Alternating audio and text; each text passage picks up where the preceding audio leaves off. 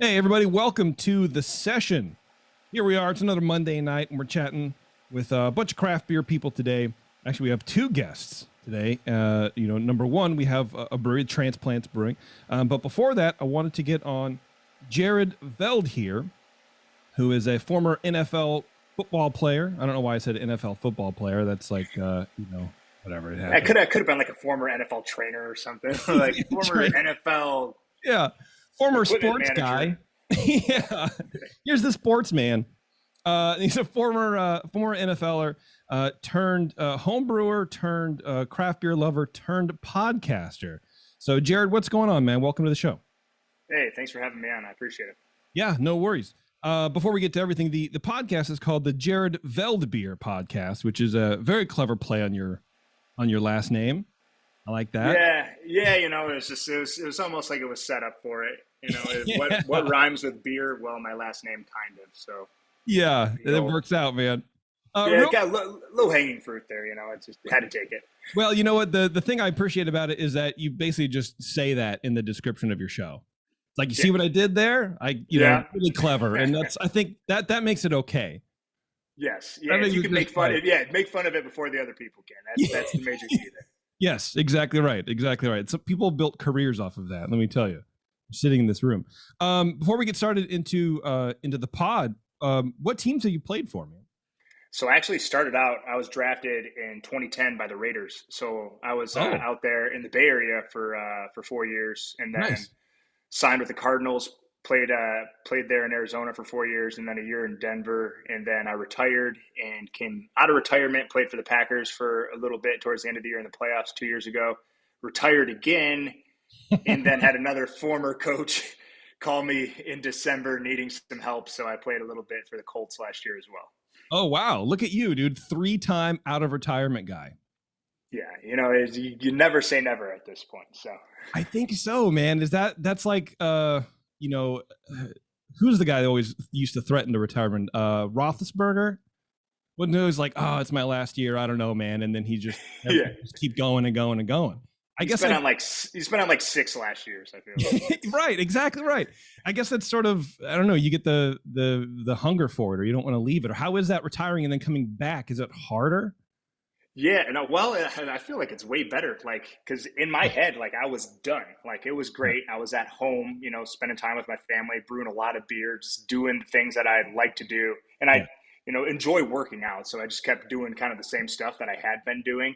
And so I got to the point to where it was around Thanksgiving and teams, needed offensive linemen. And I'm sitting here, I'm like, you know what? I'm feeling pretty decent and I'm in okay, shape.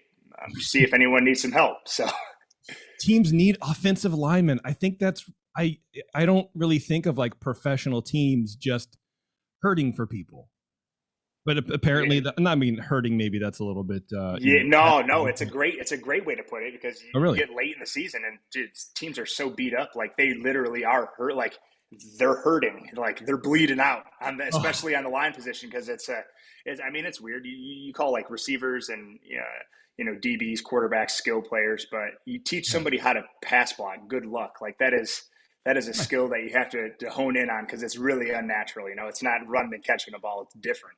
Yeah, it is. And I think, this goes without saying, but you guys probably get the most abuse on the team, just physically. You are the physical force on the team.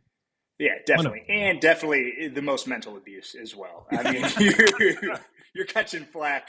You're catching the first line of bullets for sure, no matter what. In the press, that doesn't matter. So you get pretty used to taking a beating all the way around. Because it's your fault. Any loss, your fault. No doubt. Yeah, line's got to play better. Any win is on the quarterback, and then maybe the wide receivers or something like that.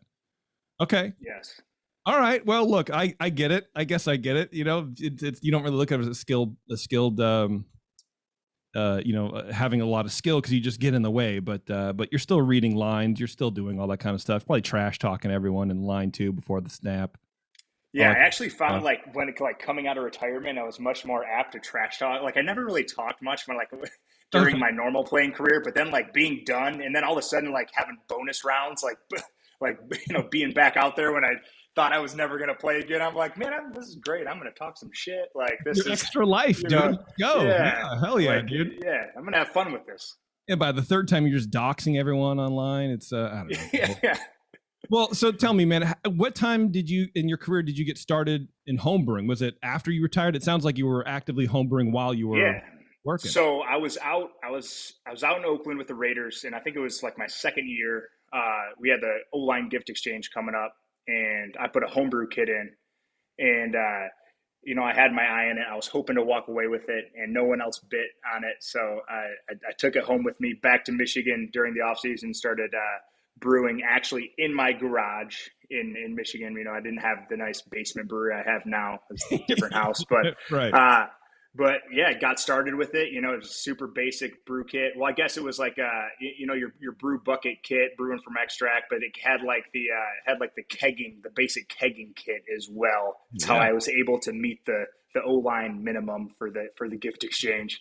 But just kind of fell in love with it, and it taught me a lot about beer, and kind of just grew my love for all things beer from there. That's excellent. That's excellent. So when you're on the road, are you having to like time your brews? Are you on the bus ride to the stadium? Are you like thinking about the recipes, or how into it did you get? Yeah, it was pretty much like an off season thing. Most of the time, like as soon as the season was done, it's like, okay, it's time to brew some beer. And then there was a few times where I missed some time being hurt, and that was such a like saving grace mentally to be able to go home and brew some beer after doing, some rehab treatments, that kind of stuff, just kept me sane. And then it was also nice to take away some of the pain when you have some good beer on tap. Yeah, I'm out. My knee is, I'm going to brew a Scotch ale and just kind of hang out. I mean, that is like a big part of the, off the field, especially in football, is that mental aspect of it. It's it's a mentally hard game. And I imagine if you've been training how long were you playing before, the NFL? 15 years? Something like that. I don't know. Yeah. Since like fifth grade. So okay. Yeah. So it's been a while. And then you stop. You can't do the thing you want to do. It's not like retirement. You're forced out because of injury or whatever. That's gotta suck. But I'm glad whenever you get dinged up and put on injured reserve, it's no good mentally, because you feel like you're like, hey, I'm not out there. I'm kind of useless, letting everybody down type of thing. Better go brew some beer to take my mind off this. Yeah. Well, especially if your team, if you win and you're on the injured reserve. I still give my nephew played high school ball, and I still give him shit because his team won, I don't know, state, or they won a championship or something like that, but he was injured like the entire season, and I just like to rile him up about it. Oh yeah, it's like, you're why they won. Probably. I'm sure he really appreciates it. He really does. Once he gets out of the asylum, he's a well-rounded individual. Yeah, and he has you to thank for it. Yeah. So were you into craft beer before the homebrewing aspect of it? Yeah, a little bit. Growing up in West Michigan, Bell's isn't too far away. Founders is about 10 minutes from my house here. And so there was definitely craft beer on the shelves, at the liquor store. When I was in college, didn't really have quite the budget to be able to spring for, a sixer of whatever, wasn't like Natty Light at the time. But, when I could get my hands on like some Oberon or, something else, along the lines of that, like that was like special occasion stuff. And I really enjoyed it. Like, it was different sipping that beer, it wasn't, to warm up for a few games of beer pong. It was, really being present with this beer. Like, what do they put in? Like, how did they make this? And I was a biology guy in college. Okay. I went the pre-med route and all that good stuff. So, I've been in the lab and I've gone through like organic chemistry, all that stuff. So I really, was curious, what made this beer so different from the crap that I was, always drinking. And that curiosity kind of came to manifest a few years later. Yeah, I like that comparison of, you got beer pong beer and then this special occasion beer. It's like, what am I going to drink to haze everybody? It's going to be the Natty Light. But if I want to, have a nice meal or have a good time or relax or whatever, these other beers, kind of get it. And how was finding craft beer traveling around? Did you have much time when you were traveling in the NFL to go out and do craft beers, or like, I don't know, go to different breweries on an off day or something like that? Yeah, no, it was great. I've made some really good relationship with some brewers from different cities that I played in, especially when I was in Arizona, and even the Bay Area. Was really able to, get some good relationships with different people in the industry. And there was a guy on our team in Arizona, and he was like the go-to find the best craft beer in the city that we were playing. And nice. I was able to be nice. I could be super lazy. Like I knew that Earl was going to bring back a haul of just gems. And as soon as we got on the bus after that game, win or loss, he was going to have some great stuff to crack open. Oh, that's good. Earl's a champ, sounds like. Yeah, Earl's a good guy. Shout out to Earl if you're listening. Appreciate you. Yeah, more than you know, man. So when you're done and you're retired now for the third time, it sounds like, why podcasting? What did you do to that? Yeah, so great question. I got a 6-year-old, a 4-year-old. I work in a school kitchen making lunch every day for the school.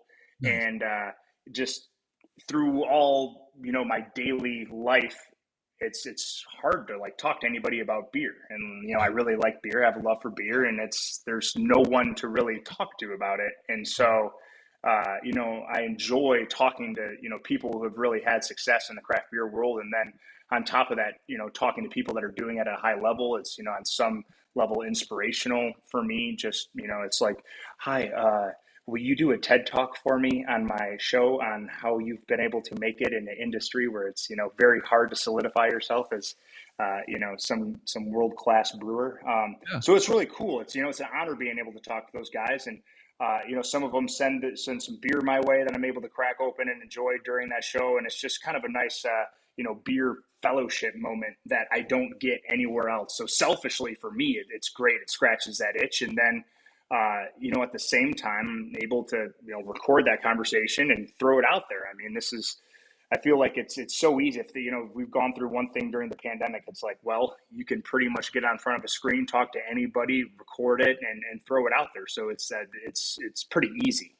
Yeah, definitely. And finding people is easy too, because, the craft beer, and of course, we mean easy as in like there's a lot of access. Yes, there's access. Correct. Because it's very hard at the same time, but craft beer people are really excited to talk about what they're doing, and not only just, for self-promotion, which there is a lot of that, but it is also, we're really passionate about this project. And I think that's what sort of turns people sour when like big beers or, larger craft breweries sell to other, BB or whatever. It's like, oh, but I bought into the craft beer dream with you. You know what I mean? Yeah. But building that and figuring out how to survive, especially through COVID, especially now. That's a perfect topics to talk about on the show, because you won't get that anywhere else unless you live through it and then survive enough to tell someone else about it. Right. It's a cool thing. Yeah. Is there one piece of advice that you've learned maybe from your last shows? You've done what about 9 shows, 10 shows, something like that? Yeah, I think we have 10 out, and I think we've done like 16 total. Oh wow, okay, you got some on the back burner. Yeah, we got some in the barrel. Nice. Things that I've learned. There's the people who I've talked to who are doing it at really the highest level and have had a lot of success, that have been around, for more than a couple of years. Yeah. Are some of the most, passionate people still involved. They don't seem like they're getting bored with it. And then you can see on the other end of the spectrum, there's been a couple times where, it's been some big breweries, but you can kind of tell that it's kind of, for the founder of the brewery, or and it is pretty much, the founder, they're stepping down, they're decreasing their role, the enthusiasm is quite not as, and it's just stark, and it just becomes apparent within like the first 2 minutes of talking to them. But it's awesome.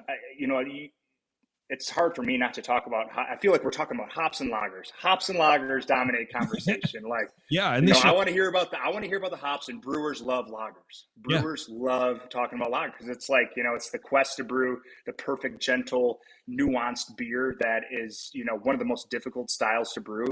A lot of people don't know that haven't brewed, and a brewer, it's so funny talking to all these brewers, brewers don't want to sit back and have a bunch of 9% IPAs all the time. They like good hops. They like good hoppy beers, but, at the end of the day, it's something that goes down smooth and, has been really, really skillfully crafted because those are difficult beers to do. Those are kind of my two biggest takeaways.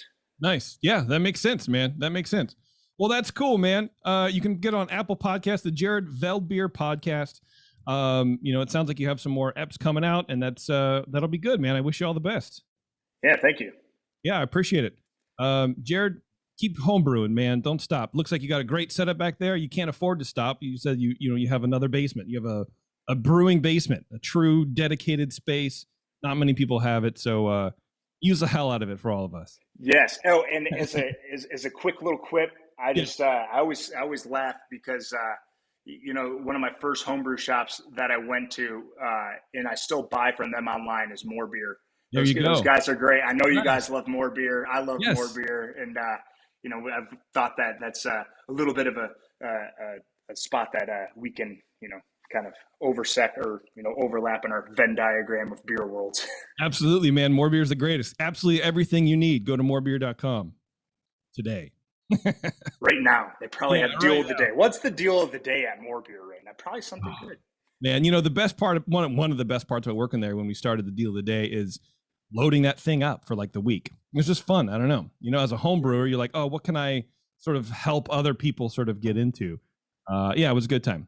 Anyway, Jared, thanks a lot, man. We'll let you split. Yeah, appreciate you guys having me on. Yeah, hang on. Let me take a quick break and I'll say a proper goodbye. Hang on, everyone. It's the session. We're going to be right back with Transplants Brewing Company, the Antelope Valley, California. So stay tuned. We'll be right back. All right. Thanks for hanging on, everybody. We are here with today's guests, Transplants Brewing Company. We have Sarah and Matt on the phone. Welcome, everybody. Welcome to the show. Thanks so much for having us. We really appreciate it. Yeah, thank you for coming on. I appreciate it. Thanks for the beer. We got a bunch of crowlers and a couple bottles, which I'm always very excited about. But more importantly, there's a pale ale staring at me. So I'm going to go ahead and open the pale ale. But why don't you guys tell me a little bit about how you got into home brewing? How you because you were home brewers first, right? Yeah. In the first place, I guess we just it was something we found as like a married couples activity to do together, which I guess I love a good connection we could have. And it seemed to be the opposite of the way a lot of other people work, where it's like, oh, my wife won't let me buy the brewing stuff. We got to do other things. Yeah, dude. Or I'm like hiding from my family in the garage for 6 hours. It's daddy's time. Meanwhile, back when I had like, a different job, she'd like text me at work and be like, I found a Coke fridge. I don't know how I'm going to get it over to our place. We'll figure it out. We'll pay for it. Like she'd find weird upgrades and stuff and always be thinking of ideas and innovating. So we just kind of, I don't know. At some point, our artist, Brandon Singleton, he did a logo for us. And a lot of people just kind of assumed that we were starting a brewery at that point because it looked pretty legit, I guess. And we just we came up with the right people at the right time. Like we didn't really set out to do that. We were just drinking. Well, that's funny because, a lot of homebrewers will have a logo or at least their name stylized in a certain way or whatever, to put on labels. But people, it sounds like they took the quality of your homebrew along with that, sort of red flag, like, oh, maybe they're opening a brewery and they don't want to say anything or whatever. I feel like it's a good compliment is, I guess, what I'm saying. Mm-hmm. Yeah. So we just kind of went with it, and here we are. Are you guys opening a brewery? Yes, probably, maybe. Yeah, that literally happened. Yeah. How long had you been homebrewing until that point where you were actually really starting to talk about opening a brewery? We brewed in our kitchen for the first time in summer of 2012 and had a lease on our current place that we're at in fall of 2014. Wow. Yeah, I don't know what don't do that. Crazy. That's crazy. Don't do that. That's crazy.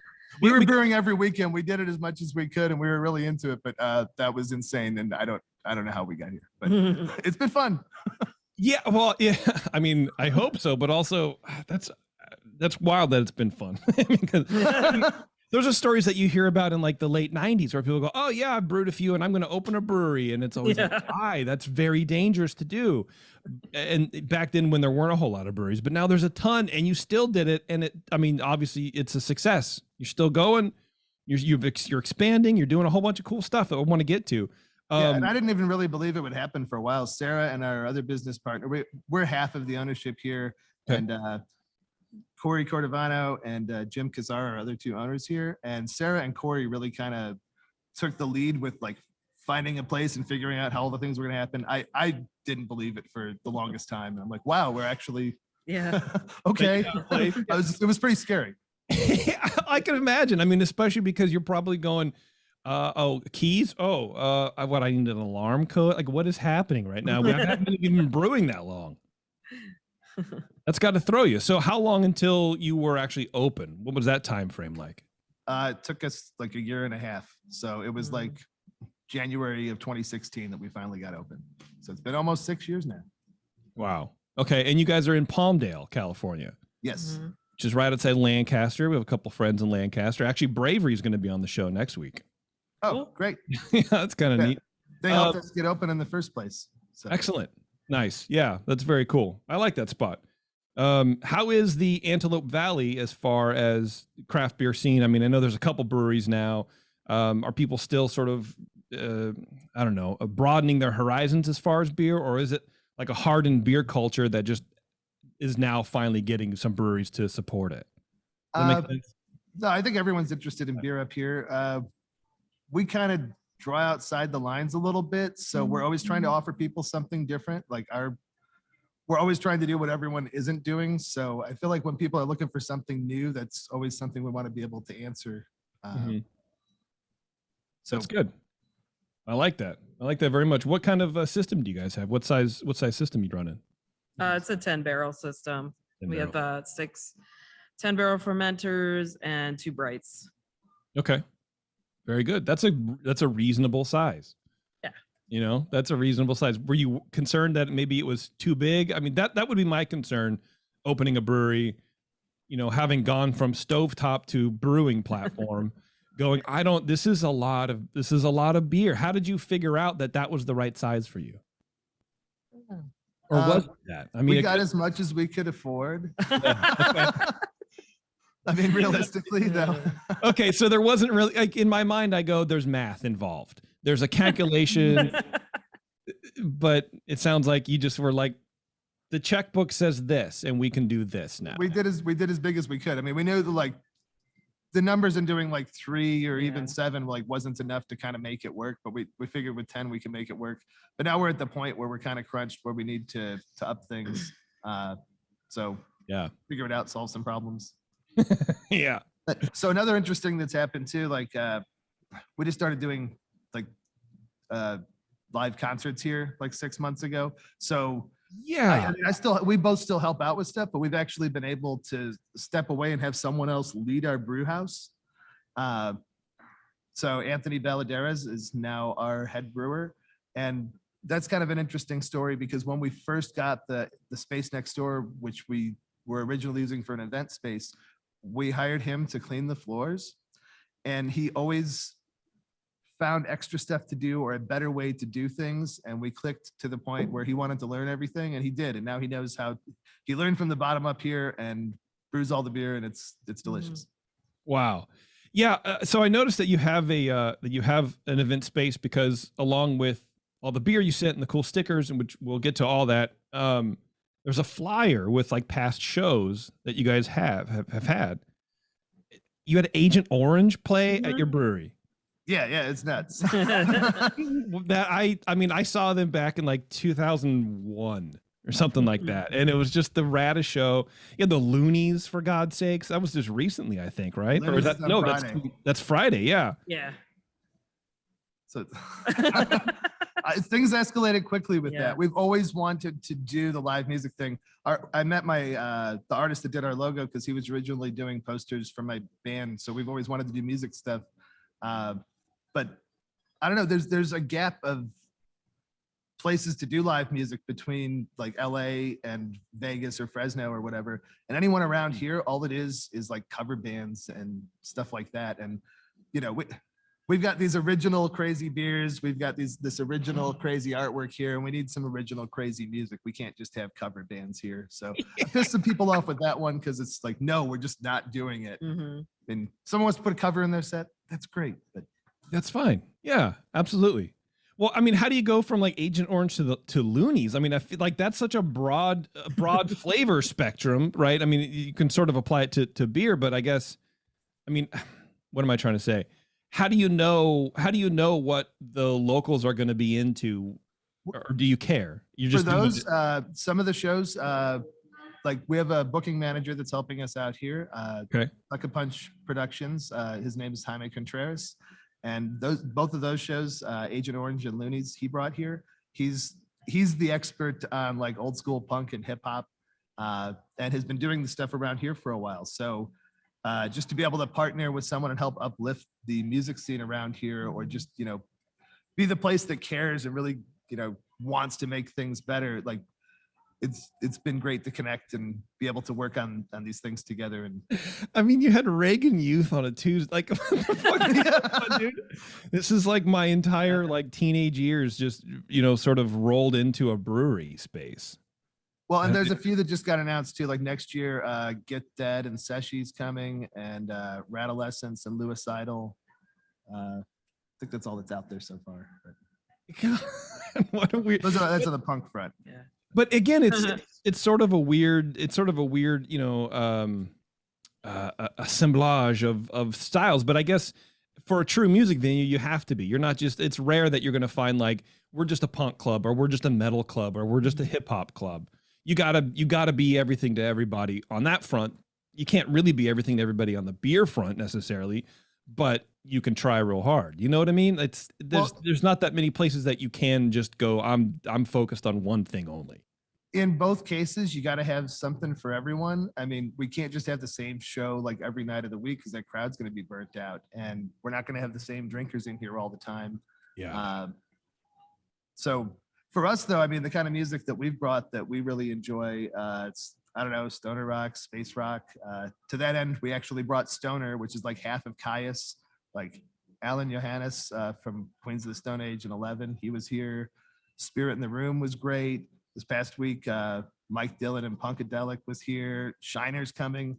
Those are all the bands that we listen to. And it's crazy to like have listened to artists for like 2-3 decades, and I send them a message on Instagram. They're like, sure, I'll come. I don't get it. Yeah, man. Like on my other side, on my my Disney podcast, which is earsuppodcast.com, I got a message from someone representing Josh Freese from like the Vandals awesome. And shit.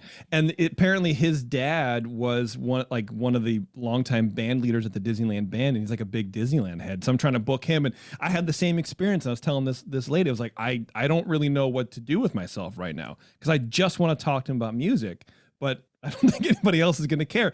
It's a trip. As we age, everyone ages with us, and we don't really, for me, I didn't really think that happened. You know, I just think of Josh Freese as like the 20-year-old in the Vandals. It's a trip. Interrelated to beer, I mean, it's been interesting running a venue and having beer too, because it's really pushing us to do lower gravity stuff. Like even having like a 7 or 8% IPA in here is just ridiculous. Like we're just going sessionable stuff, and like the number one thing is just like a less than 5% lager that we have here, just because everyone wants basic beer. So now we're trying to like, cool, let's have a Mexican lager and a hef and a wit, and just try to push all sorts of stuff like lower. That is really interesting. That's cool. It's a cool driver, I think, because a lot of times you would probably go, well, what does the crowd want? What do the customers want? We got to try to blend this thing. But the music venue, I mean, I imagine that people are pretty much, you know, focused on lower ABV beers that you can have a couple and still be able to drive home after a show. It's different than sitting down and tasting craft beer. We want them to be standing for 3-4 bands and be able to still get another beer. Are people still like running pits and stuff in your place, or is there like a no mosh policy?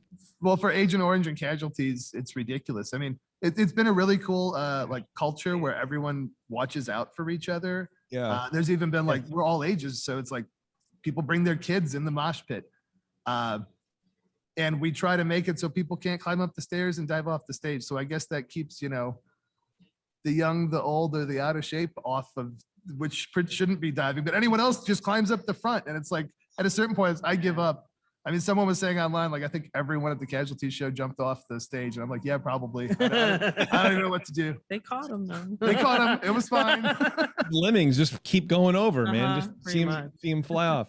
That's cool. Yeah. And the fact that it's all ages, that's really great too. Like I want to bring my kid to like Gilman and see a show at one point just to like relive my youth with her, but she'll probably hate it. But it's nice that you have a space that parents can do that.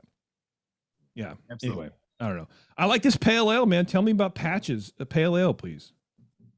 You want to talk about that? You can. Well, we just kind of made a classic pale ale. But the name is after, we have a brew cat that we got this summer. Nice. Her name is Patches. She's beautiful and everybody loves her. And we wanted to name a beer after her. We were already coming up like, well, we want to do a pale ale. And why not Patches Pale Ale, you know? And it's kind of her color a little bit too. I could talk to the beer concept a little bit though. What I was going for on this is what I drink all the time now. I needed something hoppy that I could, you know, drink a bunch of and, you know, still have a little backbone, more backbone than normal to it. Yeah. I was trying to do something halfway between Sierra Nevada Pale Ale and Russian River Road to Hill 56. So it's like Simcoe Cascade. I think there's a bag of C30 and a half a bag of brew malt in here, which is the little bit of color. Other than that, I think it's just like Great Western Superior Pilsen. Oh, really? Pilsner malt? Yeah. Okay. I think that's, actually, let me check really quick. Yeah, do it. Because if you're wrong, Matt, I swear to God. I'm probably going to be wrong, but I got it in front of me. Oh, no, we use two-row in that one. It's okay. Yeah. It's just Great Western two-row. You're off. Sarah and I are talking from now on. You can't. You know, at first I was like, well, with all the music stuff, I wonder if Patches was like a Deadbolt reference. I don't know if you know the Deadbolt band, but oh yeah, I asked them to play here. I want them here. You serious? Yeah, I hit up Deadbolt. Fucking love that band so much. Okay, they're great. This is too much. Patches, you know, it's funny because you were mentioning it's sort of like Sierra Nevada Pale Ale and Road to Hill 56 or whatever. And as you're right before you're saying that, I'm going, this is very Sierra Nevada Pale Ale-esque, but the hop bitterness is a little wider in flavor range and a little more floral, semi-tropical, I guess, but not really. You know, I don't know. But the body's definitely there. You have a really good body, and I like this new wave of like old school IPA or old school pale ales. I think pale ales are starting to like come back from the single malt, you know, only 2-row and a bunch of overly used hops or a bunch of high alpha hops or just loaded with bitterness. They're coming back, I think, to like this sort of, let's put some crystal malt back in a pale ale, for God's sakes. I like this beer a lot. It's a lot of good mouthfeel to it. Very, very robust, I guess. But that bitterness is there, and the way you're doing the hops is great. The hop flavor is awesome. Appreciate it. Great. Cheers. Yeah. Mm-hmm. Cheers. Yeah, I like that a lot. And it's 4%, 4.5%. Yeah. I would never have guessed that. I love it even more now. A sub 5% pale. See, I think that's what more people need to be doing, to be honest with you. I like a pale ale lower. I could drink this all day. Now I know why you're drinking it all the time. And you sent the Crowler, showing up the Crowler can art. I love the labels, man. You guys sent some stickers. My kid loves the stickers. Hopefully she's not putting them on things that she's not supposed to. But do you have little stories behind these little characters, or are they just kind of funky? Some of them are from different beers, but it's just the imagination of Brandon. Yeah, it just came out of Brandon's brain. Okay. All right. They're in there. We don't generally approach it like we have to do a certain like we all come up with the concepts together. We won't do a beer a certain way unless we can get the art right for it too, or it makes sense for him. But he's always just kind of, he draws what he wants and it works out. What do you mean when you said you won't do a beer if the art isn't right for it? Well, like he's our art director, and he's here all the time, like leading all sorts of projects and everything we do with this. So like everything has to hit for the beer. Like we can't just pick some random name that doesn't work with how he's going to design the logo for it. Like we have creatures. Every single one of our beers has some kind of creature that represents it. So that's a big consideration that it has to fit that aesthetic or make sense for how we can create something to go with it. I get it. Okay, so you're not gonna like ever, I have a name for a beer called like, Tractor Ale or whatever. And it's like, well, how am I gonna do that? How am I gonna fit the artwork on that? We can't do that. We got to rename it or do something else. Yeah, it's more the opposite of that. Okay. But okay, I can give an example. Like we even intentionally kind of did it once where we just made a beer that didn't have a name, and we're kind of trying to do like a reaction beer, like last minute, like South Park. Okay. Where it's like timely, where it's like this week something happened. So we did it during election week. Okay. And then called it like a day early and made a beer with a orange monster throwing a temper tantrum and called it Sore Loser. Yeah. So then, our town's really kind of split. So a lot of people were just like getting all worked up about it. We're like, what do we do? And then the thread, we just let the thread go and just, ate popcorns. I love it, man. Yeah. I'm sorry. I thought this was America. You just post that Randy gif all day long. So you intentionally sort of let that, some people will call that bad press, quote unquote, to just have this sort of like shitstorm going on their social, but you just hung out. I don't know how to explain that about us, but yeah, that's fine. Like I've never really Sarah's laughing, so yeah. We've never shied away from diving headfirst with our business account into whatever. Like I don't have a different personal. Well, like on Instagram, we just have the business one, so okay, it gets some mileage sometimes. Yeah, you seen some drama? Yeah, I don't know. We try to embrace some of that stuff too, like where people just got bent out of shape for the wrong reason. Like what was it? We posted a review once that someone had that said that we have like satanic pedo art and that we have some like secret tunnel that goes to Skunk Works over here, and that we're like some like huge conspiracy theory stuff. Yeah, that's great. Like let's push that. Like sure, believe that. That's true. Very QAnon. Yeah. I wonder when like the QAnon and the craft beer world will intersect, and apparently it's already happened. That's that very much like the tunnel, like Pizzagate kind of thing. That's weird, man. Where's Beer Blog when we need him? Where did he go? He left. He abandoned us all. He did. He's our buddy. We made some beers with him. I miss him dearly from doing what he does. Yeah, absolutely. Oh, so he's still around. Everything's fine. He just doesn't do it anymore. Yeah. Just okay. All right. Beer was on, the beer thing is what it is. And well, tell him I call him a coward. How about that? Okay. I certainly will. We all want him back. Yeah. Yeah, absolutely, man. Absolutely. The pale ale's great. Oh, actually, before we move on to the next one, tell me about the name Transplants. What's up with that? Go ahead. Well, we're originally from Chicago.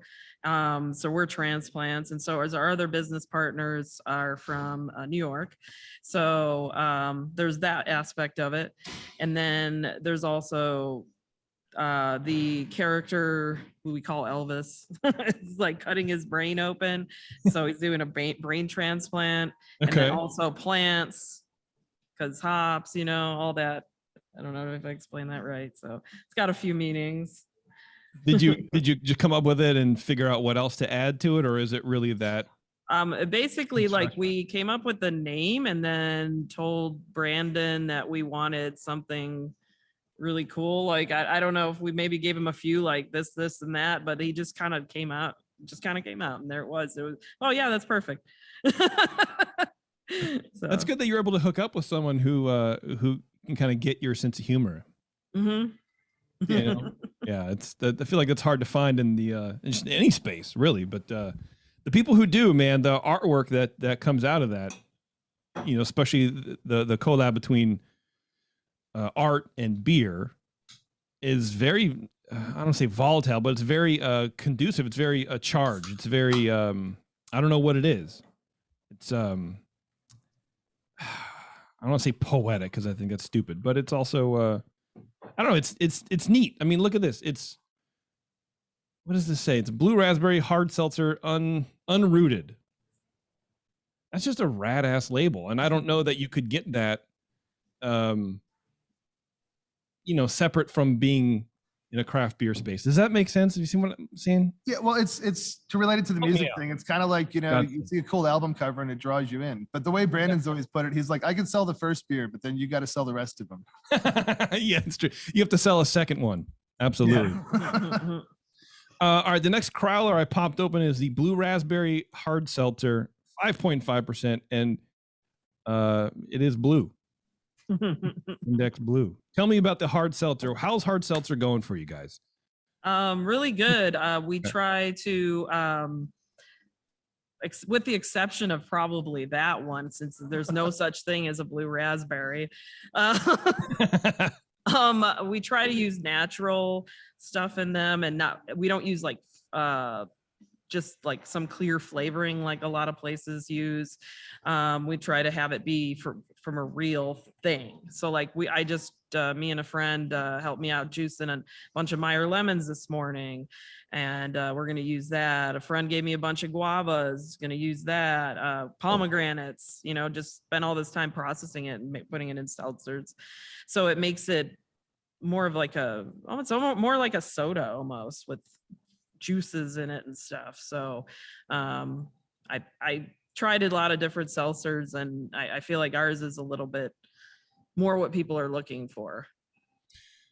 I haven't had too many hard seltzers before, but yours definitely tastes more like a juice, not like a soda where it's like a little, maybe I think soda like on the sweet side or whatever, but it is juice like. A little lightly carbonated, and I don't know if it's just because it's from the crowler or whatever, but the carbonation isn't super heavy. If you can define carbonation as heavy, that was pretty stupid. I'll edit that out. It'll be fine. Don't worry about it. No one will ever know about the mistake. But it sort of lets the flavor hang out on my palate a little bit more. Mm-hmm. You'll get some of that, maybe the acidic from the carbonic acid or whatever, but the flavor is very, very good. It does taste like a juice, like a lightly flavored juice. And we usually, when we do a 10-barrel batch, we split it 3 to 4 different ways. So like we do a base, basically a blank base, and then we add directly to the kegs whatever juices, and then rack on top of that. So that gives us more variety with one batch, basically. Okay, that's smart. That's a smart way to do it. Do you have smaller fermenters that you? No. Okay. No. No, her and Anthony have developed a process they call flavor blasting. Okay. So we have a bunch of just like brewery parts and clamps and stuff that can hold liquid, and they get all their stuff done in like food safe containers, like big containers and stuff. And then they pour it into the chamber, and then they close the valve, and then just like CO2 inject it into kegs. And then we just keg on top of it. And I overestimate the ABV on it, so we know we're diluting it. So Sure. it's probably like 6% when it's actually like pure. So you flavor in the keg. Yes. Yep. Got it. Okay. Or we also flavor in the slushy tank. Oh yeah, we started doing beer slushies. That was popular when it was hot. Not as much now. Right. It's really cold in night up here. Yeah, but, you guys get very cold, and then also very hot. Yes. Yeah, I have some friends in Lancaster, and it's like it's either 115 or it's gonna snow. Like that's wild. Yeah. Sometimes in the same day, it feels like. Slushies. People are still rocking your slushies. Yeah, maybe we're a little bit late to the game. I think LA Works was doing it a while ago, but I mean, hell, one weekend in, it was like, okay, well, that paid for itself already. People love it. Yeah. So yeah. Well, and that's what you got to do, man. If you can be a destination for people and give everybody at least one thing, I think that's all. That's all you can do. And that's what some of this stuff has done too. Like especially the seltzers have done that. You get a group of people. There's always like, I don't know, someone in the group that wants something different, or I don't know, sometimes gluten's a concern. It's not like we're saying they're gluten-free, but they're reduced. Reduced. It's on the same equipment. But. Yeah. Seltzers or just beers in general? No, the seltzers. I mean, I wouldn't dare to call them gluten-free just because it's there's gluten in the air here, but yeah, the place isn't gluten-free. They're on the same equipment. Okay, guys, see what you're saying. All right, yeah. Well, hopefully no one's as allergic to walk in and then suddenly there's gluten there. If they are, I wouldn't recommend coming. Yeah, I mean that's on you at that point, I guess. Everybody. Yeah, this is really good. I could definitely see this as a slushy or even like a snow cone. Maybe next year. Sort of the same thing. Yeah, but you know what? And it goes back to the flavor of it. It's such a rich flavor. It's such a very focused flavor. You wouldn't know that it's alcoholic. You wouldn't know that it's 5.5%. I wouldn't. I mean, I would assume, but it tastes very good. I'm sure this is a danger for some people. Yeah, you can't really tell on those. You can kick them back. Yeah. I mean, I guess that's the draw. I mean, I've heard that seltzers are sort of like declining in popularity. Do you guys see that, or is it just maybe an anomalous thing?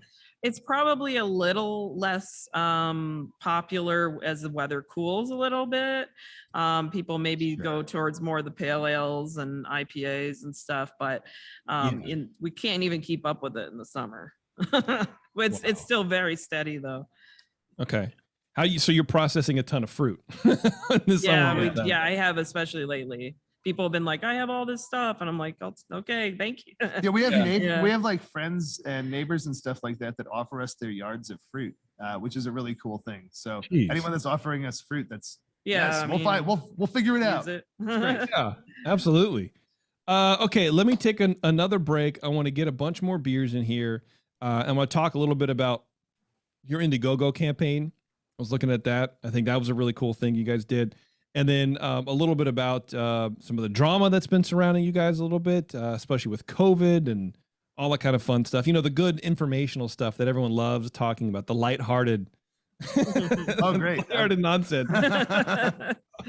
So hang on just a second. And everyone, go get yourself some beers. I'm going to go do that for myself as well. And we'll be right back with Transplants Brewing here on the session. Hang tight. All right. Thanks for hanging on, everybody. We're back with Matt and Sarah from Transplants Brewing in Palmdale, California.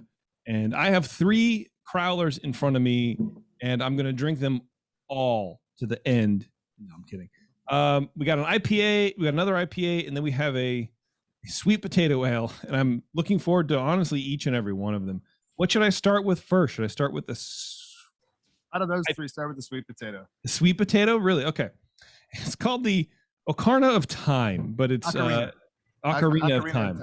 Yeah. But it's like the herb, THYME. Now, aside from not being able to pronounce it very well, I've played that game, that Zelda game, and I laughed very hard. And I sent a picture of your can to my nerd friends online, and they all laughed as well too. I think it's a pretty cool play on words. Ocarina of Time. I always pronounce it as Ocarina of Time, and I played the game, got the book even too back then when video games, you could buy a companion book to like help you out. Sweet potato ale with nutmeg and thyme. Tell me a little bit about this beer, please. It's our answer to pumpkin beers because we don't want to do a pumpkin beer, so we did a sweet potato beer instead. So there's actually sweet potatoes in the mash. It's supposed to be kind of like sweet potato pie. Yeah. So it's got nutmeg and lemon thyme and so there's some cinnamon and marshmallow. That aroma is great. It's like citrusy, and that caramelized sugar immediately comes. It's almost just like brown sugar and like a lemony thing, almost like a lemongrass, I guess. But it's the thyme. Nutmeg, yeah, I could get that. The farmer tells us that the sweet potato mash days are really popular with the pigs. Farmer comes and picks up your mash. Yeah. These are the ones that the pigs go, do they go hog wild? I'm a jokester, guys. Now this smells great. It smells like a pumpkin beer in the sense that it's, spiced, but that sort of, pumpkin beers to me sort of have that brown sugar, like a light brown sugar note that sort of runs through them all. I like pumpkin beers. I think I'm the only one. I don't know if I've had a sweet potato beer, especially not with nutmeg and thyme, but I'm about to, and I'm kind of excited about it. As much for good radio it makes. Oh, that's good. Wow, that's very different than how it smells too. That is, wow. That is a flavorful beer. I'm actually broken for a second because like like the flavors are sort of like juddy outy, where I don't know. I'm tasting in shapes right now. I don't know why. But like I get a shape that sort of curves at the bottom. I get a shape that pokes out at the left here, and it's very like expansive. The flavors on this beer are very expansive. How do you add the spices? I just add them after fermentation, basically. The sweet potatoes is in the mash, so that part's already done. Yeah. And I grind the nutmeg and all that, and try to keep like the spices really fresh. You grind the nutmeg yourself? Yes. How many nutmegs are you grinding for what is it, 10-barrel batch? Let me see. This last time, maybe like about a quarter pound, which that's not a lot, but it sounds like a lot. Yeah, well, I ended up like figuring out, like I got a grinder like that you can go like that with, and it broke, and then I attached it to a power drill. So oh yeah, that made it really easy. Yeah, homebrew. It was hard before that, and it's just like painstaking. Yeah, but it makes a big difference if you buy it pre-ground versus grinding it. It's just so much brighter. That's the homebrewer, logic, homebrewer intuition, where you just I can power this, I can motorize this. Yeah, exactly. Yeah, and you really get that amount of nutmeg in the aroma. Like, I mean, that amount. Like I can know exactly how much, but I mean, relative to the amount of beer, it's not a lot of spice, but that's a strong spice. So, Yes, nutmeg really comes through. But yeah, that is like, I'll just, if I smell on the side of the glass, I can really get it. And I guess this is the time of year where you just more experience with nutmeg.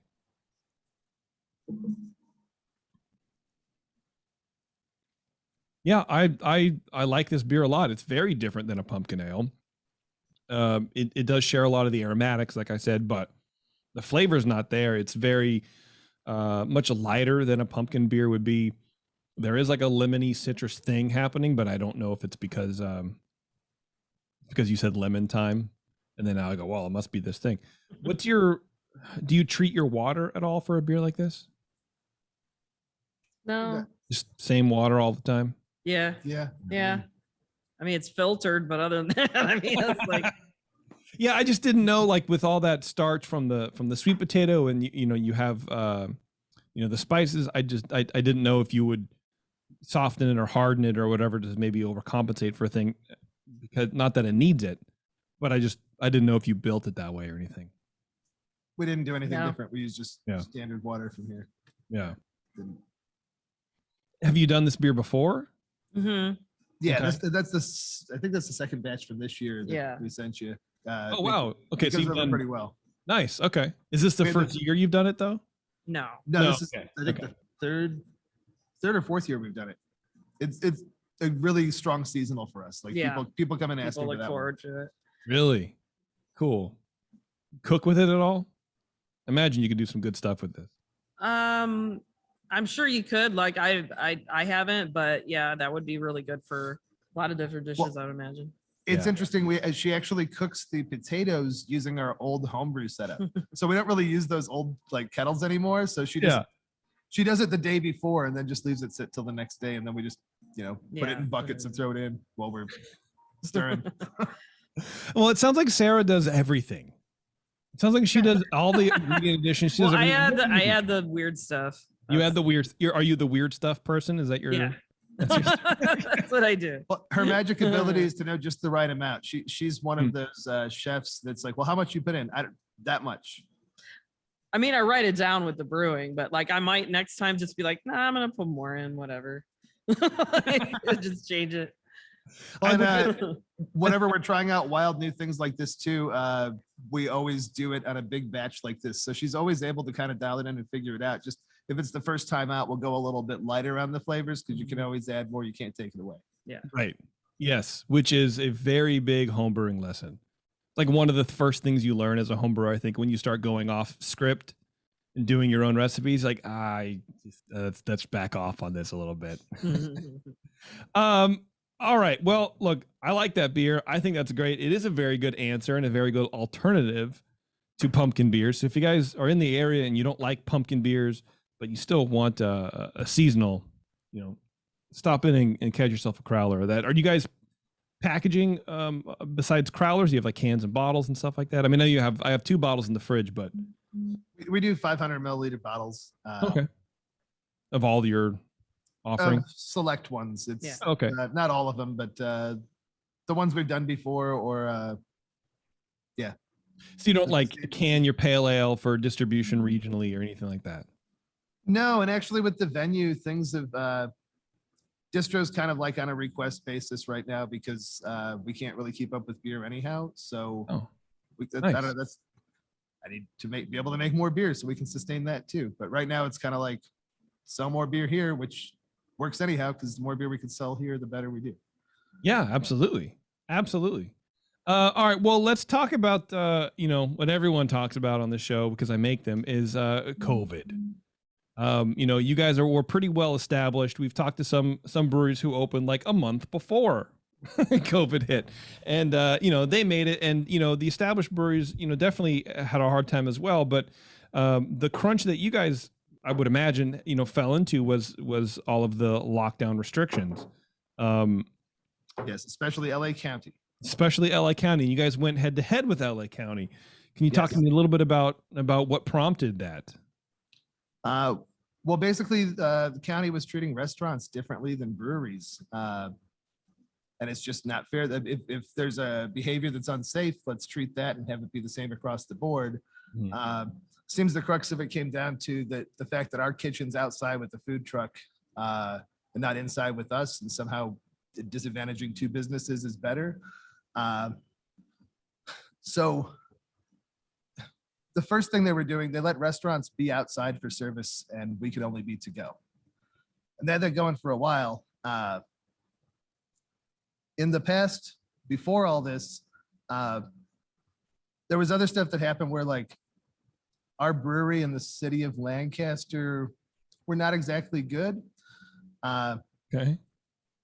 The mayor of Lancaster is Rex Paris, and in the middle of us being treated like this, like Paris law firm actually came to us and offered to help and change things. And given the way the history was, they really didn't have to do that, but those guys are awesome. And now we're friends and everything, and they're great. So they changed things 3 times for us. The first time was for being able to serve outside like restaurants. Then later on, they tried to make it so we had to have reservations to get in here, like a day in advance.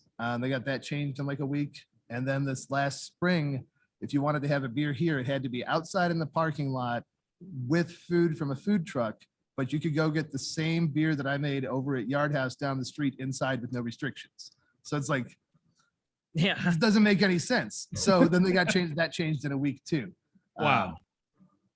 So the mayor of Lancaster has a law firm. Mm-hmm. Correct. Wow. And it was actually his son, Kale, and Dan that really helped us out a bunch on this case. Interesting. Okay.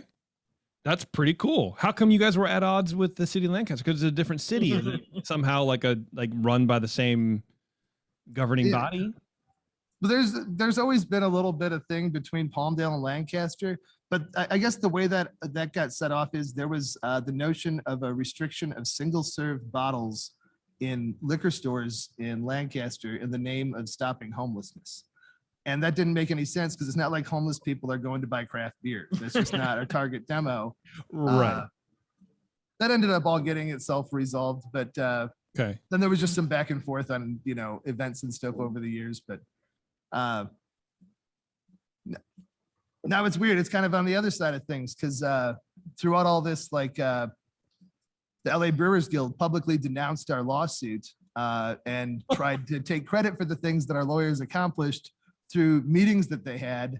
And we actually ended up quitting the guild it was before that for some other related stuff. Basically, they were putting out messaging and telling us to do things that their leadership wasn't willing to do. like a do as I say, not as I do mentality. So it's been kind of really weird dealing with all the restrictions, like fighting all this stuff and kind of being on our own with it when you got your guild saying, don't do that, don't fight and make changes. It doesn't really make any sense. I mean, were they saying like, don't fight because like the only way I can make sense of that is if they had a plan going on behind the scenes that they didn't want anybody to know about, or they didn't want to say anything, or it's like we have back channel conversations that, you know, you could potentially overthrow or hurt. So don't do it. But also if they're asking you to do that, if that was the case, then they should tell you specifically why. But it doesn't sound like they were telling you why. They just said, don't do anything. Just go with the flow. Do whatever they say. Yeah, that's kind of always the way we've been treated by them. Okay. It's actually the other two local breweries that run everything. So it's, I don't know, we need to sit in our corner kind of a thing. So we just went and did it on our own. That doesn't feel good, man. I'm sorry that happened. That's weird. And I was reading a little bit on it, and you had a clear reason, because you could, like you said, you can go to Yard House or any other place and sit inside and have a beer, but you can't do that at your place. And you guys are suffering. You have bills to pay. You have people to pay. For God's sakes, you're responsible for people's livelihoods, and you can't do this. Other people across town are doing the same thing that you're doing, essentially, but you can't for some reason.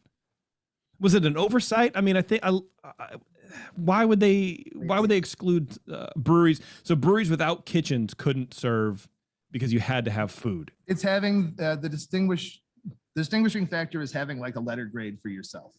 Okay. And that was something that I think it was in, I get my years right, I think it was like 2011 or something. There was an exemption that was made for breweries where you didn't have to have them anymore. So it's supposed to be a privilege we have to be able to, if you don't have a kitchen, you don't need like all this extra oversight. And now that's being used against us. Mm-hmm. But like for us, just like a lot of other places though, we have food trucks like every night of the week. So there's always someone here serving food. So we're kind of meeting that requirement anyhow. So it doesn't make any sense that just because we have a different format for our kitchen that somehow anything's different health-wise. Yeah, I mean, sometimes you hear about like cities being a little bit hostile towards breweries, but I don't think the county would be. It has to be some sort of oversight. But you had to take legal action to figure it out. And the county, Mud 2 Davis and stuff, like they've been a problem, and four of the supervisors have been a problem too. It's really only like Catherine Barger has tried to have our back on stuff and has been outvoted on a lot of different things. So we have a good relationship with our supervisor's office, and a lot of times they're just like, we're doing all we can, we're getting overridden, like tell your friends. So what would you mind giving me an example of something that she's been overridden on for trying to help you guys out?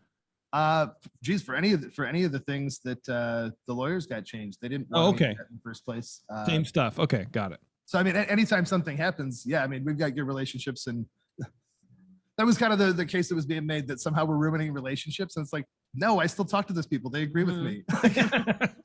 How important is it? I mean, COVID aside and all this kind of stuff, how important is it to have a relationship with your supervisors and your local government? Have you had to reach out to them aside from all this current nonsense that we're dealing with? Yeah, I mean, there's always something going on that I think having local government relationships, and there's always something you need to talk to people about. Actually, I'll give you another way that it was like a year ago last summer where when there was like that brief, like the clouds had parted where we were like open for a month that first summer of COVID. And then they were cutting our power like that first Friday back. So I wasn't going to have power on a Friday night. So wow. Supervisor's office actually made them give us a generator to keep our power going during prime time. And we actually got it for our neighbors too. So wow. I feel like they really do try to have our back, but when four other people are fighting against it, it's tough. That's so weird to me. I mean, but I guess that's, it sort of shows you like how even like on a national or worldwide, level, how confusing politics can be. You can narrow it down to a local level and it's still just as fucking confusing. Like, why would people vote against this? It doesn't make any sense in the name of, safety. But if you can prove that other people are doing the same thing, then it shouldn't take a lawsuit and battling with an organization that's supposed to help you to get things changed around for you guys to have a business again? Absolutely. At the tail end of things too, it was very frustrating because they said that you could go to Staples Center for an event, but we couldn't even have like trivia on our phones at our tables. So it's like, how does that make any sense? So yeah, it doesn't. But you got everything changed. Kudos to you guys. And actually, I read an article about how basically attributing all of these changes in LA County to the lawsuit you filed and to the work you guys are doing, not to the Brewers Guild. So you got some press out of it. Not out of it, but you got some acknowledgement out of it. We don't really need acknowledgement.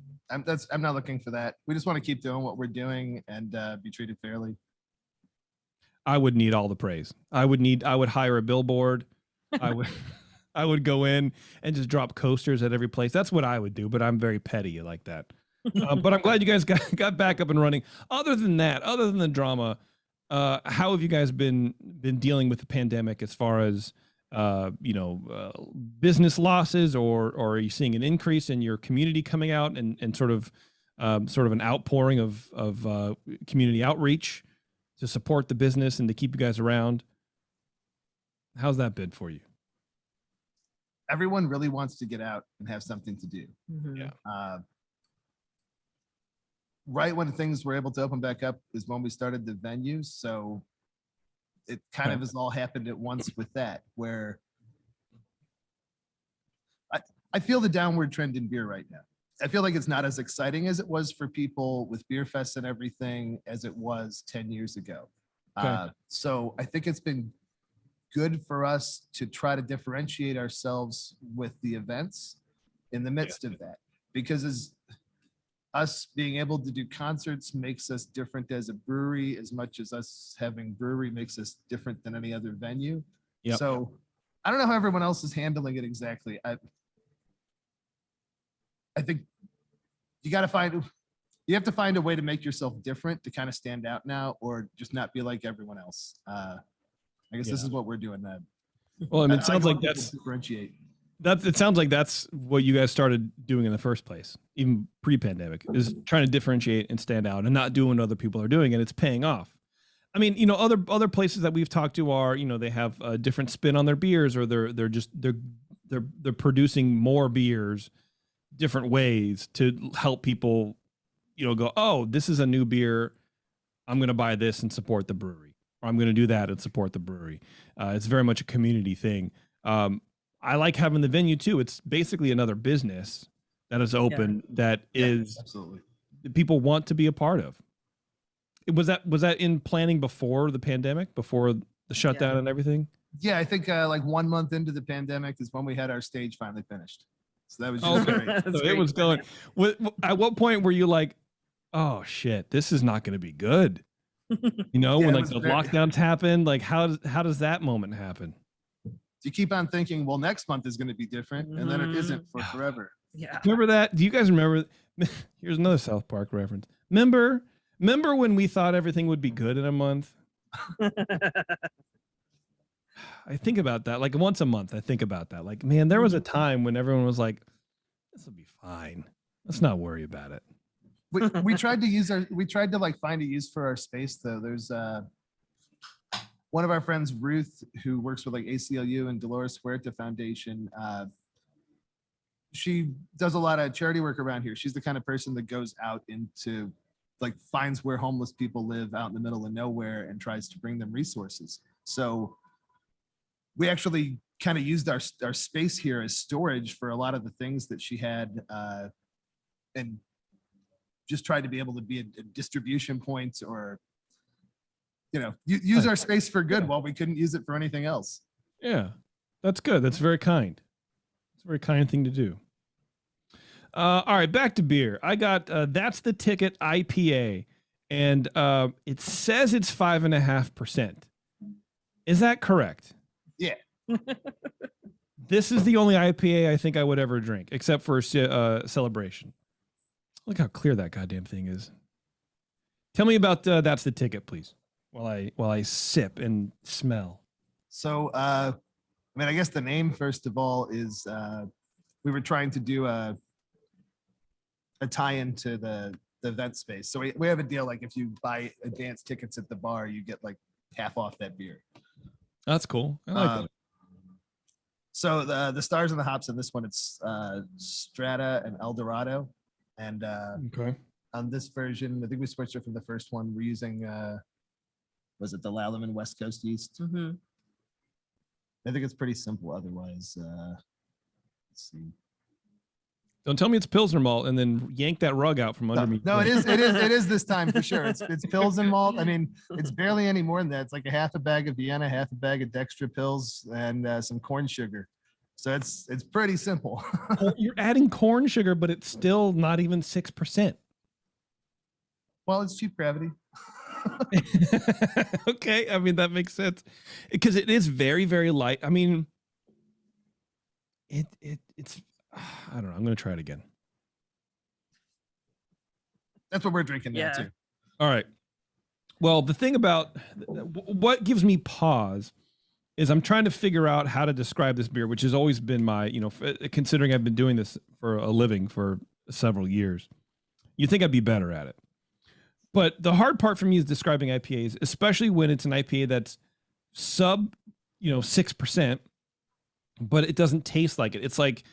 It's like you took all like an IPA, like a 7.5% IPA with all the flavors. You got all those hops. You got all that like orange citrus kind of thing. And you just shrink it. You just shrunk it to like 5.5. I don't know how else to describe it other than that, because the malt is very light, but maybe it's the hops, the tie-in of like your brain between your brain and your mouth. When you come on a beer like this, where it's hoppy and bitter in a certain direction, makes me go, okay, well, this has got to be like, I don't know, at least 6.5%. Does that make sense? But it's not. And you have that malt in there that's very smooth and that Pilsner malt, and it's, very elegant, and it's not grainy or anything, but the bitterness doesn't taper off, if that makes sense. You get IPAs that are lower, lower gravity IPAs, and there's something off with the balance. And I guess this is what I'm getting to. This doesn't have that because you guys have hopped it properly, and you have a lot of hops in the flavor, I would imagine, because it's a very flavorful hops. Like you said, it's the star. And the malt is just there to sort of carry it along. And I don't know. It's a very well constructed beer. It's very well constructed. Thank you. Appreciate it. Yeah, I don't know if any of that made any sort of sense, but to me it does. It's like you shrunk down an IPA, and sometimes we'll go like, oh, well, it's a session IPA. But even those can be they can sort of fall apart. Sometimes you need that alcohol to sort of carry it through, or you need a little bit more mouthfeel to battle with the hops. But your hop selection was good. The way you used it was great. And you would never know that it was 5.5%. And this also proves my theory. You could make a delicious IPA and not have it be 8% or 7, whatever. This is very tasty. I think some of it's how the dry hops work. I think that's made a big difference for us. So if we want to talk about like something I think is key in this, I like the double dry hop, but getting one in while it's still fermenting so it can work out, that extra point or so or whatever. And then, cool it down like, I don't know, 50 or something like that, and then add more hops before you're done. That way, those are just purely flavors. So we usually get like a hot dry hop and a cold dry hop, as it were. Interesting. Okay. For us. Okay. Wow. So you'll take it down to 50 and then dry hop at 50 for the second one. I mean, we have to do the hop creep one earlier, but yeah. Yeah. Wow, that's cold as hell. Do you play around with those temperatures to like figure that out, or you just did it, tasted good? We've done different recipes. It's been a a little warmer, a little cooler on some of them. Mhm. We like to try stuff. I'd say one goal that I have when I'm making IPAs is just if we've got 3 other ones on the board, my main goal is how can I make it if you have a flight that one's way different. So sometimes I'll just do different stuff so it's not like whatever's there. Or yeah, what would you change? Or is it recipe stuff that you would change, or is it hop selection, or even just yeast. hop selection? Or The last time we made this yeast, I think we used S33, which is technically a hazy yeast, but somehow I think that was the original goal when we made this. The first version of this beer was to use a hazy yeast to make it not hazy, because that's hilarious. It ended up especially clear. but then this time, then we switched it to like, well, let's actually use the West Coast ale yeast. So I don't know. I guess that's how we switch it. we set out for a goal, and we're like, okay, we achieved it. Now let's change. Yeah. Well, I think it's cool. It keeps it fresh. Which yeast do you prefer for a beer like this? For your IPAs, what's a go-to, your preferred IPA yeast? I'm going to say that my favorite is the Lallemand West Coast. I like that one the best, but they're all really good. Like we switch between that and like S33 and US05 just for the most part. But I don't know. If I haven't used the weird yeast in a while, I might just order something for that one. So it sounds like you guys are just still fucking homebrewers. I'm sure we treat the way we approach beers way more like home brewers than pretty much any other brewery. It is, yes. We're not doing pilot batches of anything. Well, and to that end too, we try to maintain a connection to our home brewers too. Like this year, we've done collabs with most of the clubs. Like Ridgecrest Homebrewers came through. Yeast Ciders came through. Crown of the Valley. Sure. Beavers coming through next month. Beavers, sure, yeah. Recipe. So shouts out to the Beavers. We try to make sure that we brew with all of our homebrew friends, because there's a lot of good homebrewing talent out there, and that's where the creativity is coming from. Well, and it's also you're at the point where you can give an experience to people who would really be fucking stoked on it. And that's kind of a cool place to be at as well. Mm-hmm. You know? That means so much to us on the brewing end and on the stage and everything. Like people that want to be a part of this, that we can do that means the world to us. Yeah. I think that's cool. Yeah, you got to give back, man. You can't forget the homebrew. And you know what I meant by it sounds like you guys are just fucking homebrewers. It's not like fucking homebrewers, but fucking homebrewing. You're still fucking doing it. You're still either way. Yeah, because well, right. I mean, I've talked my fair amount of shit about homebrewers, but it's because I'm too lazy to do it anymore.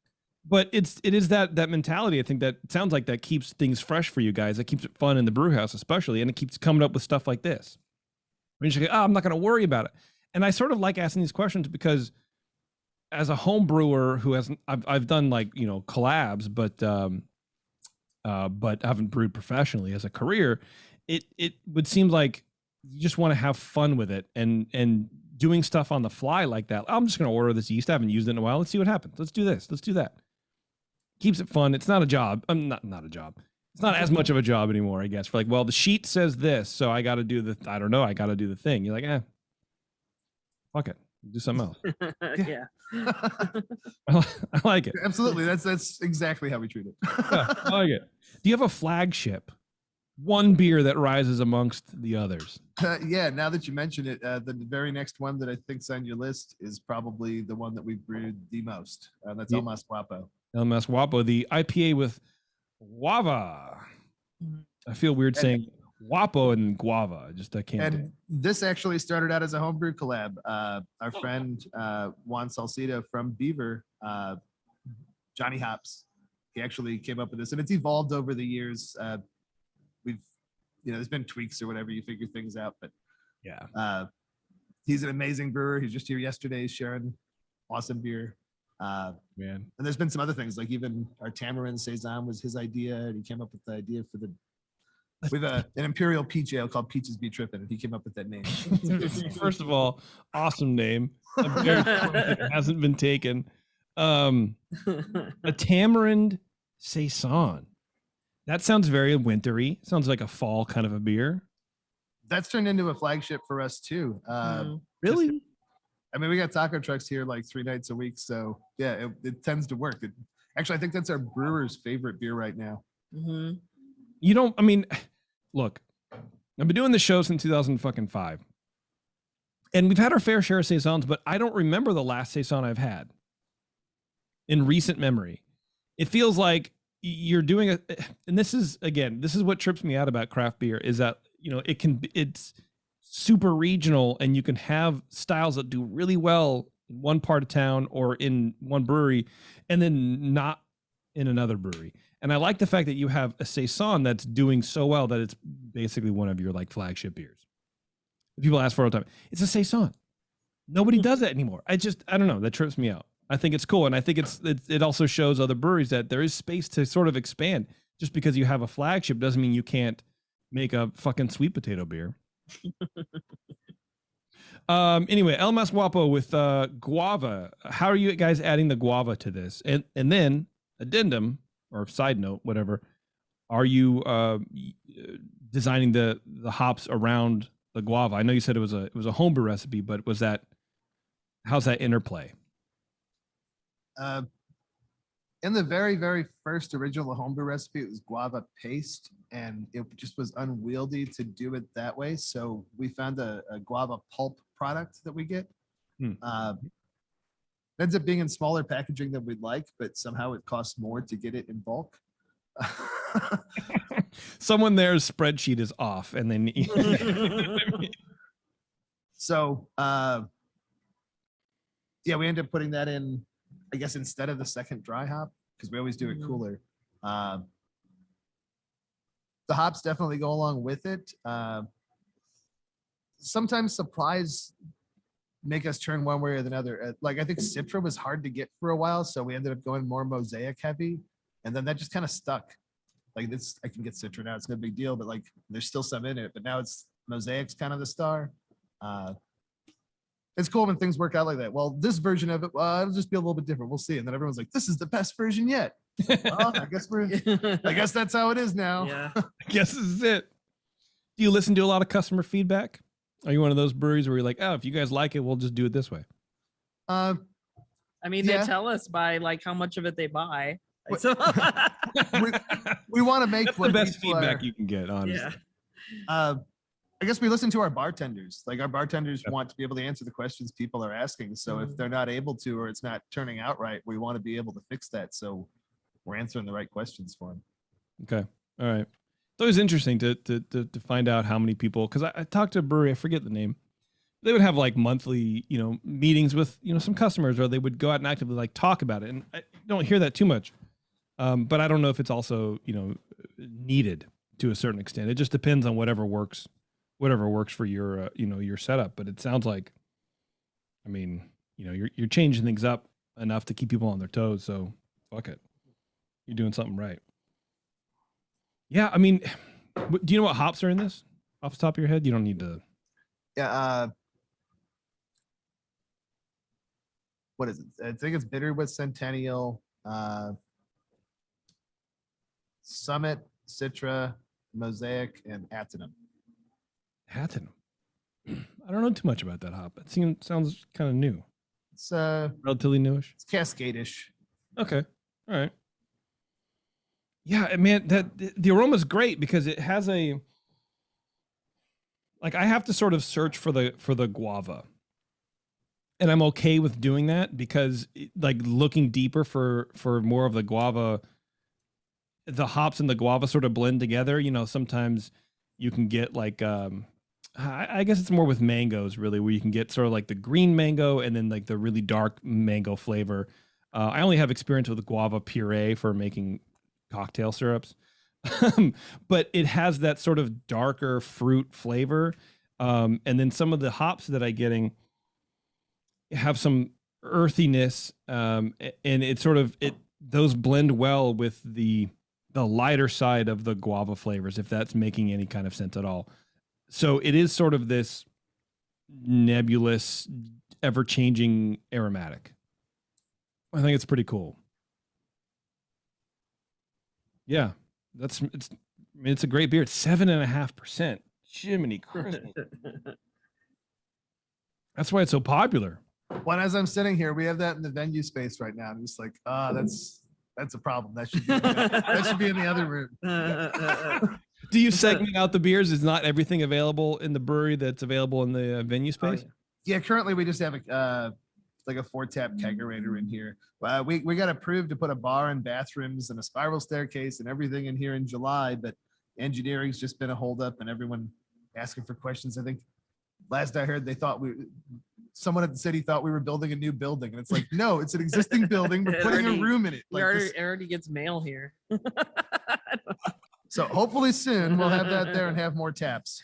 Yeah. Well, and you would think the city would know what you're doing. Yeah, they have the plans on file, so yeah. So they can just look it up. But we're getting this sorted. Yeah. I'll just do it for you. I'll build a spiral staircase. Never done it. I could do it, I'm sure. Go on YouTube. There you go. The class on the yeah, that's a cool beer, man. I like that. I like that beer a lot. And this is a year-round beer. Mm-hmm. Yeah. Nice. Probably like what, 1/6 of our total production ever. Oh yeah, it's like one of our most popular. That's huge. No. God bless homebrewers, man.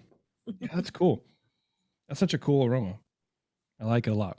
All right. I'm going to take one final break. It's not normally what we do, but I'm taking a third break. I'm going to get the 2 bottles I have in the fridge. I'm going to come back. We'll drink those. We'll wrap up. You guys cool? Sounds great. All right. Thanks. Hang on, everybody. It's the session. We'll be right back. All right. We are hanging out with Matt and Sarah from Transplants Brewing in Palmdale, California. And I have 2 bottles of beer, and I'm very excited about them because their art kind of kicks ass. I have Faith Healer or Macaroon Tycoon, which is Macaroon first. Macaroon first. All right. Let's do that. So you were saying at the break, Matt, that someone tried to flush a belt buckle down the toilet. Yes. That's cool, dude. Can't make this up. Went to get beer earlier and it's like, oh, there's a flood. I'm gonna hide over here. Now I go over there now to get a bottle. And it's like, it was a belt buckle. It usually weird things like that happen on Mondays when like barely anybody's around. Like, Of course. Mondays are my belt buckle flush. Did you get the belt buckle out or did it go down? I didn't follow up on that. That is a very important detail. I think they got it. Yeah. It is an important deal because if you got it out, I would put that on the wall personally. I would put a plaque underneath it. I would mount it. Like that's just the weirdest, unless that's not the weirdest thing that people have tried to flush. No. What like one time somebody like flushed an iPhone and I was just like the toilet was clogged and I'm doing the thing and I'm just like, what the fuck? It's such a weird like thing to flush. Also, it's a weird thing to clog the toilet with too. Yeah, and it was one of the smaller older ones, so it just fit perfectly. Oh yeah. Back when like the small phones were cool and now we're back to the big phones. As long as there's a screen on it, we're good. No. You gotta see. This is Sarah's phone. It's the foldable one. Yeah, it's a tablet. I gotta fold. How do you like that it? would not flush. No, that wouldn't flush. No. Like the will it blend guy. Like, no, will it flush? I don't know. Let's try it. Here's a label for Macaroon Tycoon, which is a chocolate coconut macaroon imperial stout. You guys tell me a little bit about this. Is big fans of Great British Bake Off here? What's going on? Which I love that show, by the way. So there's no shade on that. Brandon's inspiration for that. He's basically trying to do a version of what is it, Uncle Pennybags, the Monopoly guy. Yeah. Oh yeah, Moneybag. Uncle Moneybags. Yeah. Something like that. I'm fucking it up. I should know this better. They won't see you this way. Yeah, it's supposed to be kind of like the Monopoly guy, and he's holding a bag of macaroons. Nice. Why macaroons? Like, what's the inspiration? My brain is I'm having trouble working now. What's the inspiration for brewing with macaroons? Chocolate coconut macaroon imperial stout. How did those flavor combinations come about? Well, we just wanted to make something that was chocolate and coconut and trying to have a theme to it. And I mean, it's not, obviously based on the French, like that kind of macaron or whatever it is. it's like the, coconut cluster things. They dip like a little bit of chocolate and done. That's kind of what we wanted to taste like. So I use like toasted coconut in it and chocolate. So there you have it. Yeah, I had a hard time figuring that out. Macaroon versus macaron. Macaron is like the French sandwich with like the meringue. Yeah. Macaroon, which the best macaroon is at Disneyland at the Jolly Holiday Bakery, the Matterhorn macaroon. I'm just going to say that to anybody who wants to fight me on that. Yeah, it's delicious. That's really very good. It needs to warm up a little bit. It's been in the fridge all day. It's got all the age on it too. This is actually our 5th anniversary beer. So. So when is your anniversary? Give me January 15th. Okay, so we're almost a year old on this. Yeah. Oh wow. January 15th. Nice. You guys doing a big party for that? Yes. Will the county let you? Yeah. We're 6 beers, 6 seltzers, 6 bands. Got to do the 6th theme. No way. That's tight. Who's playing? Get a little loud. Headlining that one is Life for a Life, which is like a hardcore punk band that hasn't played in a while. It sounds like a hardcore band. I feel like you didn't have to explain it. It just very much does. And let me make sure I get this right. And it's also Harsh Reality and Insanity, who's been here before, Heartthrob, All Eyes, and Triste. So it's like 6-band like hardcore show. Nice. People I know who are going to really bring the thunder for it, so it's going to be a fun one. That's cool, man. That's cool. Yeah, you better take that 7.5% off. Although I think a lot of hardcore people are like straight edge, aren't they? Maybe not. I don't know. That scene I never really got super into. The music is cool, but aren't a lot of hardcore like straight edge guys?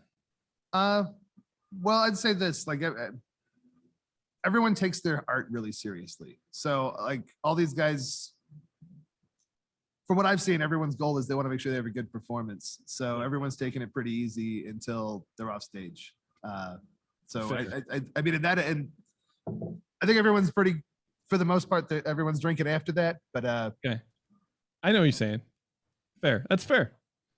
Yeah, it's interesting, man, how many people think that like, artists are just dumb luck or aren't good at business or, whatever. They're just having fun doing the thing. And I think maybe that translates a little bit to craft beer.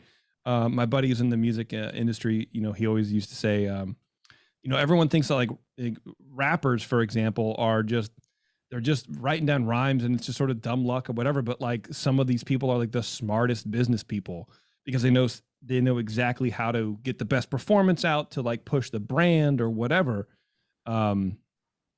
Yeah, which is things aren't always what they seem, which is I think is a lot of craft beer too, in a certain extent. Like you don't really know how the passion kind of comes through, but the business acumen that you have to survive a thing like COVID, to survive a low sales month, or to know when to expand and when to do this and when to contract a little bit. I mean, did you guys take any business classes at all to sort of prepare you for this? Sarah's laughing.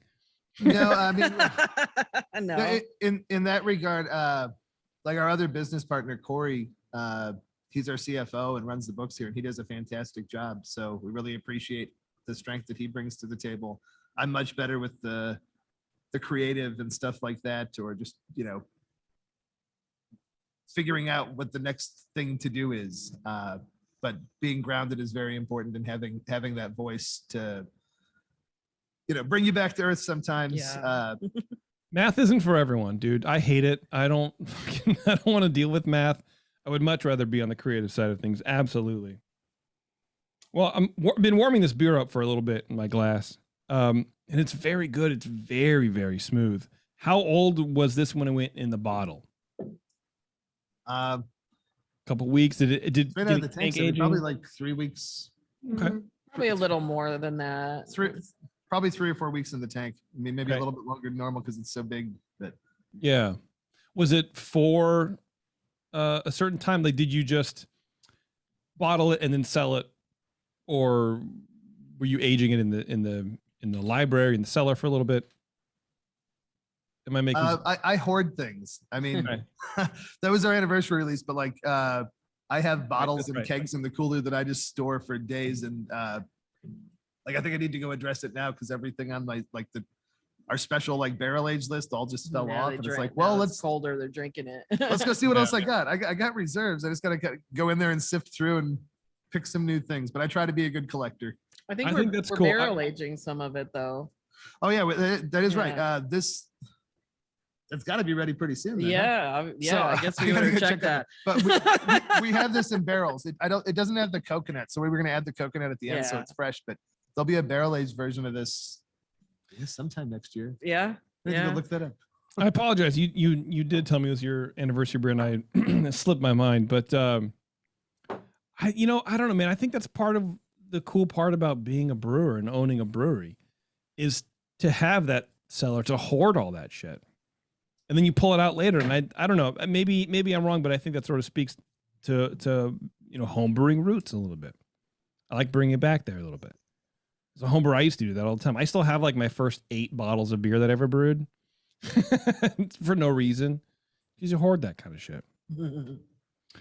It feeds that obsessive collective personality type that I have. Like, I don't know. You ever had a collection of comic books or whatever? Sure, yeah. Yeah, it's like that. It's like, good, I got all the things. Look at all the My collection was ex-girlfriend. No, I'm kidding. Yeah, definitely, man, for sure.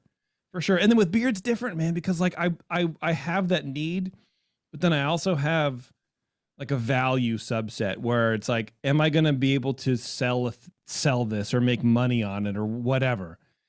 And so that sort of overrides a lot of my my collecting, demons, like the Star Wars toys or whatever the fuck it is, right?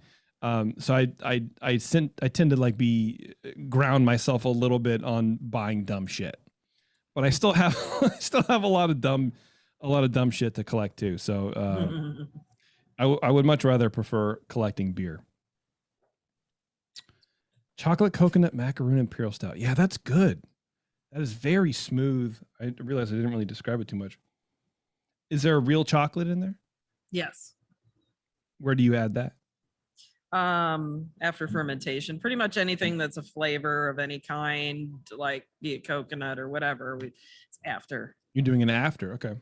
So it's flaked coconut. And it's like a chocolate extract. It's a chocolate extract that I use. That's from a baking company, and it's just like distilled down chocolate.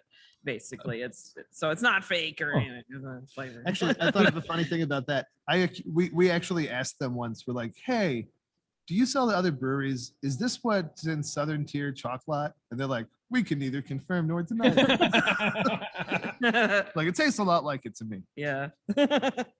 That's really good. Yeah, I would never have known. It almost tastes like a nib kind of thing too, but I think that's just the strength of the beer.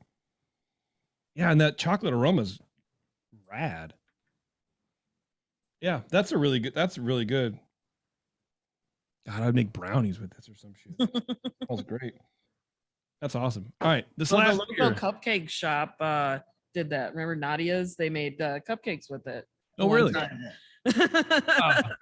So I'm a genius, but Nadia's got there ahead of me.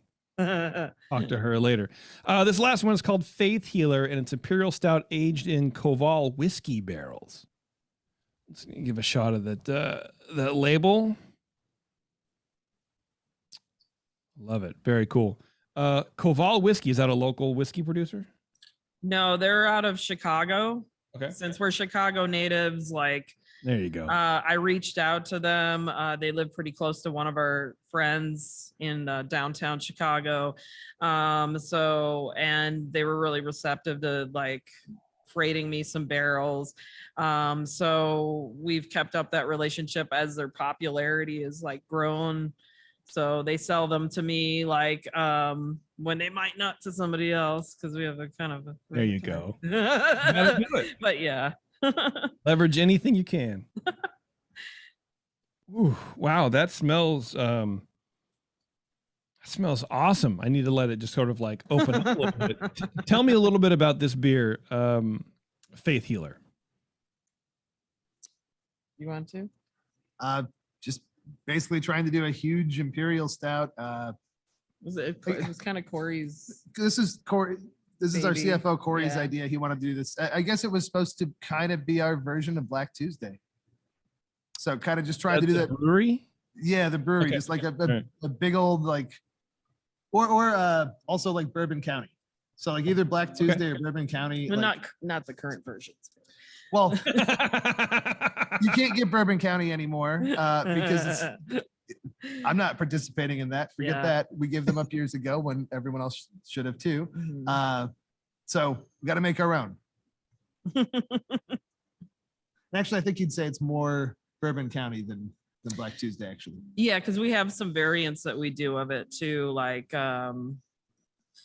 we did a coffee one, we've done a cherry one, we've done a vanilla one, and then we did a toasted pecan one, right? Yeah. Ooh, that sounds. I'm just trying to remember. Was it good? How did that come out? Yeah, really good. Pecan sounds great. Kind of like added a mapley kind of thing because pecans kind of just are like that. Wow, this aroma is insane. It keeps changing on me. Like I get like if you smell like a bag of cacao nibs where it's that sort of a brighter, maybe like acidic aroma, I'm getting that a lot.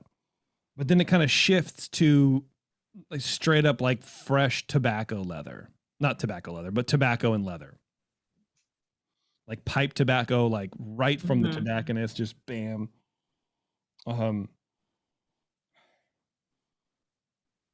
Yeah, wow.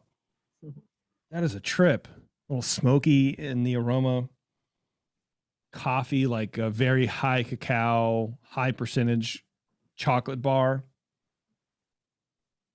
Yeah, it smells like I used to be, think I was cool and smoked a pipe for not a long time, but every once in a while. And like it smells like walking into the pipe tobacco shop. Wow, what an amazing smelling beer. Let's give it a taste. What's the ABV on this? I can't read it at this point in the night. I think it's 13. I believe it's 13. Mm-hmm. Are we right? Good, I guess right. I know my own beers. Wow, that's intense. That's intense. It tastes like sweet. Hopefully this isn't an insult. It tastes like a sweet tobacco thing. You get a lot of sweetness, but there's a smoky tobacco kind of essence that I find really appealing. I think a lot of that's from the barrel. Yeah. Like, or at least that aspect of it. Like you get the chocolatiness. I mean, that's from the beer, obviously, but like I think some of the tobacco notes are from the oak and what the whiskey did. I mean, those have to be insane barrels. How do you taste the whiskey along with the beer to see like what picks up and what flavor? Oh yeah, we've gotten them separately. We're big fans of them too. So yeah, like we've even got some of the special barrels, and I try to get all those too. So we've got it. As you get more and more into beer, we're around beer all the time. So what do? You go home and drink whiskey. Yeah, that's true, man. Yeah, it's almost getting like a really high quality. It's just stupid. A really high quality hot chocolate mix. I don't know. Just flavor profiles, man. You gotta put words to them at some point. But like powdered hot chocolate. I don't know what that is. Maybe you can say a little like sweetness from the marshmallow kind of aspect. That's probably from the barrels as well. Yeah, that aroma is char. Yeah. Is awesome. That is a very, very great aroma. The beer is smooth, but there's still some heat to it. But it's not offensive. Like it's a little warming in the chest here, which I think is what you want from an imperial stout, especially when it's been aged in whiskey barrels. You want to feel some of that. I was just looking at the grain bill and remembering how hard it was to get the alcohol up that much. So, geez, like I packed that thing out with like a bunch of DME, which is always like I'm gonna have to boil over.